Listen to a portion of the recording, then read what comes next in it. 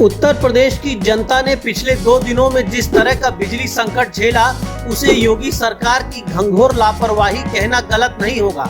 सरकार को पहले ही पता था कि बिजली विभाग के अधिकारी कर्मचारी बहुत बड़ा आंदोलन कर रहे हैं, तो सरकार को समय रहते इसमें हस्तक्षेप करने की जरूरत थी।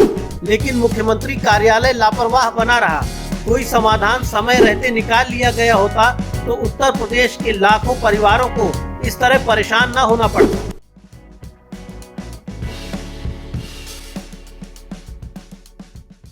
योगी आदित्यनाथ ने 6 साल मुख्यमंत्री रहने का रिकॉर्ड तो बना लिया है, लेकिन उन्हें अभी कई मोर्चों पर अपनी सरकार की कार्यशैली में सुधार करने की जरूरत है, क्योंकि कई मोर्चों पर योगी सरकार में दूरदर्शिता की कमी और लापरवाही अभी भी साफ दिखाई पड़ रही है। पहले नंबर पर कानून व्यवस्था की बात करें तो कानून व्यवस्था के फ्रंट पर योगी सरकार पिछली सरकारों की तुलना में कुछ बेहतर दिखाई पड़ती है।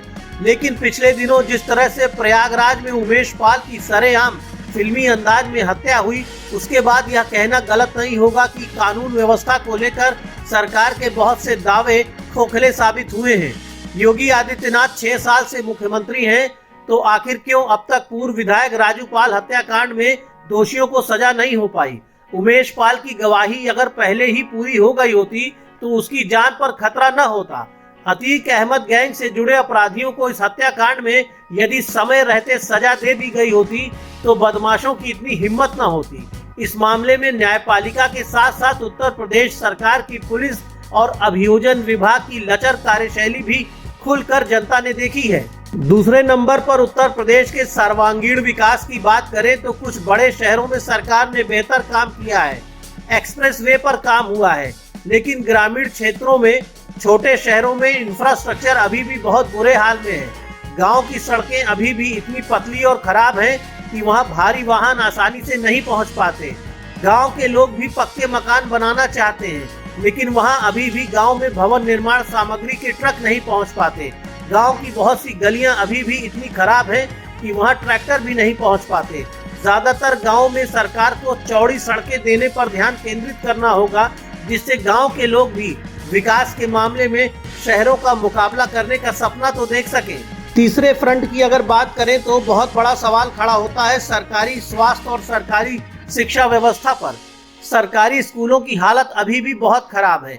यही वजह है कि कोई भी सरकारी अधिकारी, कर्मचारी और नेता लोग अपने बच्चों को सरकारी स्कूलों में नहीं पढ़ाना चाहते।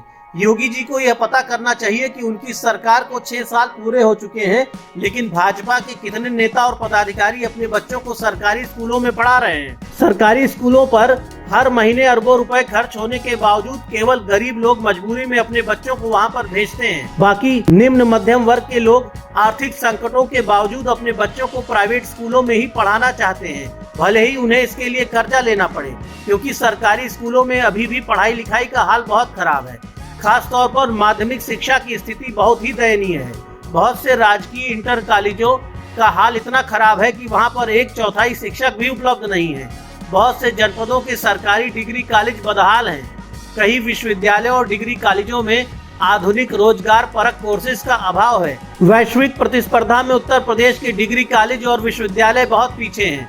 वहाँ भी बड़े पैमाने पर शिक्षकों की कमी है। पिछले 6 साल के कार्यकाल में योगी आदित्यनाथ उत्तर प्रदेश की शिक्षा व्यवस्था में कोई खास सुधार नहीं कर पाए हैं। उत्तर प्रदेश की सरकारी अस्पतालों की बात करें तो अक्सर आप टीवी अखबार में ये खबरें देखते होंगे कि सरकार से जुड़ा कोई नेता, कोई मंत्री या विपक्ष का कोई बड़ा नेता मेदांता और अपोलो जैसे कारपोरेट अस्पतालों में भर्ती हुआ। पिछले 6 सालों में क्या उत्तर प्रदेश का कोई भी बड़ा सरकारी अस्पताल इतनी विश्वसनीयता नहीं हासिल कर पाया कि देश के बड़े नेता, उत्तर प्रदेश के बड़े और ताकतवर लोग भी सरकारी अस्पतालों में अपना इलाज करवाएं? आखिर क्यों आज भी ज्यादातर अधिकारी और नेता अपना इलाज बड़े प्राइवेट अस्पतालों में कराना चाहते हैं? मेदांता और अपोलो जैसे अस्पतालों की बार बार चर्चा क्यों होती है? ताकतवर लोग उत्तर प्रदेश के सरकारी अस्पतालों और मेडिकल कॉलेजों पर ज्यादा भरोसा क्यों नहीं करते? लखनऊ में संजय गांधी पीजीआई और किंग जॉर्ज मेडिकल कॉलेज और लोहिया संस्थान जैसे बड़े अस्पताल हैं। यहाँ अच्छी व्यवस्थाएं हैं, लेकिन इन व्यवस्थाओं पर ज्यादातर वीवीआईपी का ही कब्जा रहता है। आम लोग अपना इलाज कराने के लिए वहाँ खून के आंसू रोते हैं। किसी वीआईपी से सिफारिश करवाइए, तभी बेहतर इलाज मिलेगा। सरकारी अस्पतालों से अक्सर मरीजों के अपमान और तिरस्कार की खबरें भी सामने आती हैं। हो सकता है कि कुछ सरकारी अस्पतालों में कुछ ऐसे डॉक्टर हों जो संवेदनशील हों, लेकिन इनकी गिनती बहुत कम है। ज्यादातर मरीजों से बात करेंगे तो सरकारी अस्पतालों को लेकर उनका अनुभव बहुत ही दुखदायी होता है। चौथा मुद्दा रोजगार और औद्योगिकरण का है। रोजगार के मोर्चे पर भी योगी सरकार को बड़ा काम करना बाकी है। उत्तर प्रदेश में करोड़ों बेरोजगारों की फौज है। नए उद्योग लगाने के लिए सरकार बड़े बड़े आयोजन कर रही है, इन्वेस्टर समिट कर रही है, लेकिन यहाँ भी एक लापरवाही दिखाई पड़ती है। नए उद्योग लगाने के पहले सरकार को यह पता करना चाहिए कि पिछले 3-4 दशकों में उत्तर प्रदेश में कितने उद्योग बंद हुए और क्यों बंद हुए। जो उद्योग पिछले कुछ दशकों में बंद हुए हैं उन्हें नई टेक्नोलॉजी और आर्थिक मदद मुहैया कराने की कोशिश होनी चाहिए, उन्हें फिर से चलाने की कोशिश होनी चाहिए। कानपुर की लाल इमली फैक्ट्री, लखनऊ का पुराना स्कूटर इंडिया, लखनऊ का अपट्रॉन, प्रयागराज का नैनी इंडस्ट्रियल एरिया, इसके अलावा उत्तर प्रदेश के तमाम जनपदों में बहुत सी फैक्ट्रियां पिछले कुछ दशकों में बंद हुई हैं। कई जनपदों में सहकारी कताई मिलें बंद पड़ी हैं, कई शुगर फैक्ट्रीज आज भी बंद पड़ी हैं। उसके अलावा उत्तर प्रदेश का शायद ही कोई ऐसा जिला हो जहां पिछले कुछ सालों में सैकड़ों फैक्ट्रियां बंद न हुई हों। इन सारे क्षेत्रों में काम करने की जरूरत है। सरकार को पता लगाना चाहिए कि अलग अलग जनपदों में पिछले कुछ दशकों में कितनी फैक्ट्रियां बंद हुई, क्यों बंद हुई। उन्हें आर्थिक मदद मुहैया कराएं, नई टेक्नोलॉजी मुहैया कराएं और उन्हें फिर से खड़ा करने की कोशिश करें। नए उद्योग लगाने की तुलना में पुराने उद्योगों को फिर से नवीनीकरण करके चालू करने में कम पैसे खर्च होंगे।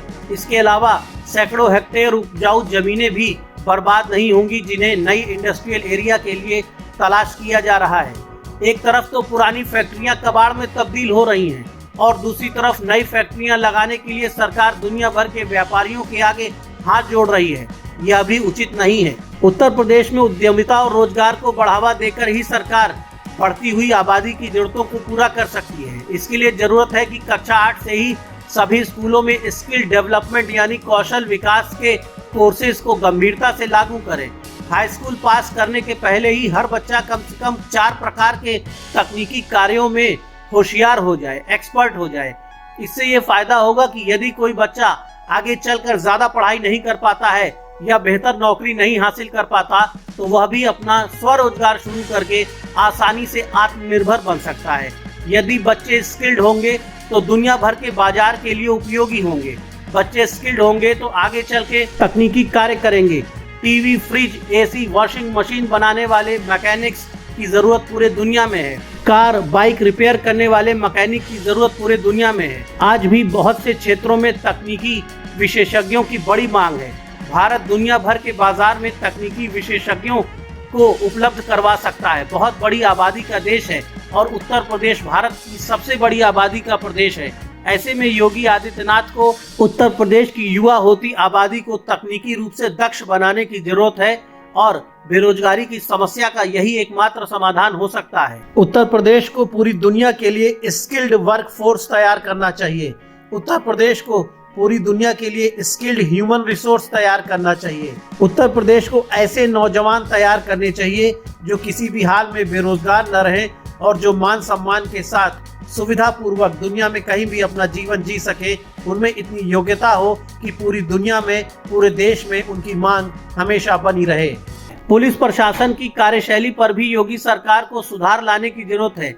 पिछले दिनों कानपुर देहात में जो घटना हुई वह वाकई में योगी सरकार के लिए शर्मनाक है। गरीब कमजोर लोगों के लिए पुलिस प्रशासन का व्यवहार बेहतर होना चाहिए। घमंडी अधिकारियों को महत्वपूर्ण पदों पर तैनात नहीं करना चाहिए। जो अधिकारी कर्मचारी खुद को शासक समझते हैं उन्हें सरकारी सेवा से बाहर करना चाहिए और ऐसे लोगों को ही मौका देना चाहिए जो गरीबों के प्रति, जनता के प्रति सम्मान की भावना रखते हों। इसमें कोई संदेह नहीं कि पिछले कई मुख्यमंत्रियों की तुलना में योगी आदित्यनाथ ने कुछ बेहतर करके दिखाया है। यही वजह है कि उत्तर प्रदेश की जनता ने दोबारा उन्हें मौका दिया है। लेकिन जनता के दिलों में योगी के प्रति अपेक्षाएं भी बहुत ज्यादा हैं। उन्हें अपनी सरकार की कार्यशैली में सुधार करने की निसंदेह जरूरत है। उन्हें प्रयास करना चाहिए कि उत्तर प्रदेश के अंतिम व्यक्ति को भी यह आभास हो कि उत्तर प्रदेश का मुख्यमंत्री, उत्तर प्रदेश की सरकार पहले से कहीं ज्यादा बेहतर है। Deepak Mishra, the Indian Opinion, Lucknow.